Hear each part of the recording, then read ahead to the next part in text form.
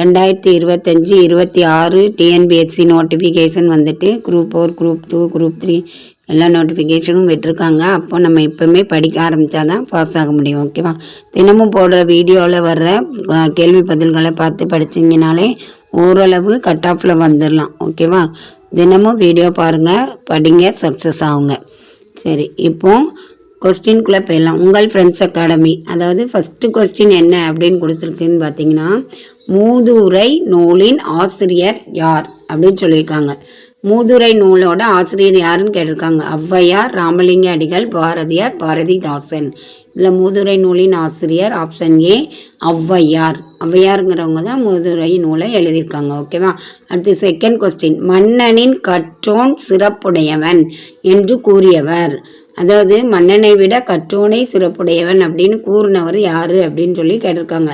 பாரதியார், பாரதிதாசன், ஔவையார், அனைவரும். 3 ஆப்ஷன் கொடுத்து அதை மொத்த ஆப்ஷனும் கொடுத்துருக்காங்க. அதில் மன்னனின் கற்றோன் சிறப்புடையவன் என்று கூறியவர் ஆப்ஷன் சி ஔவையார். ஔவையார் தான் மன்னரை விட கற்றவனே சிறந்தவன் அப்படிங்கிற ஒரு கூற்றை சொல்லியிருக்காங்க அப்படின்னு சொல்லியிருக்காங்க. ஓகேவா? அடுத்து 3வது கொஸ்டின் பார்த்தீங்கன்னா, மன்னருக்கு தன் தேசம் அல்லால் சிறப்பில்லை, கற்றோருக்கு சென்ற இடமெல்லாம் சிறப்பு என்று கூறியவர். அதாவது மன்னருக்கு தன் தேசம் அல்லால் சிறப்பில்லை, கற்றோருக்கு சென்ற இடமெல்லாம் சிறப்பு என்று கூறியவர் அப்படின்னு கேட்டிருக்காங்க.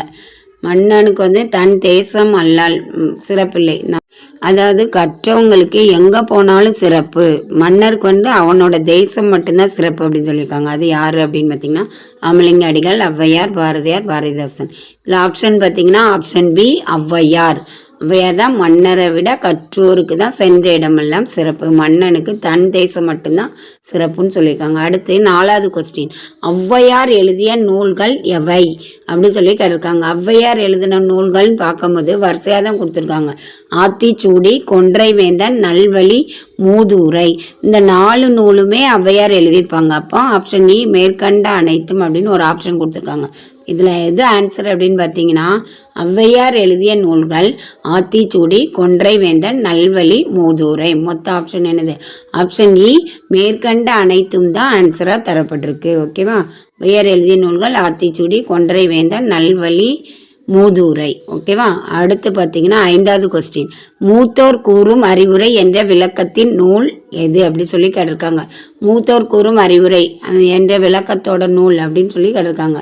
நல்வழி, மூதுரை, ஆத்திச்சூடி, அனைத்தும் அப்படின்னு சொல்லியிருக்காங்க. இந்த 4ல் மூத்தோர் கூறும் அறிவுரை எது அப்படின்னு பார்த்தீங்கன்னா மூதுரை.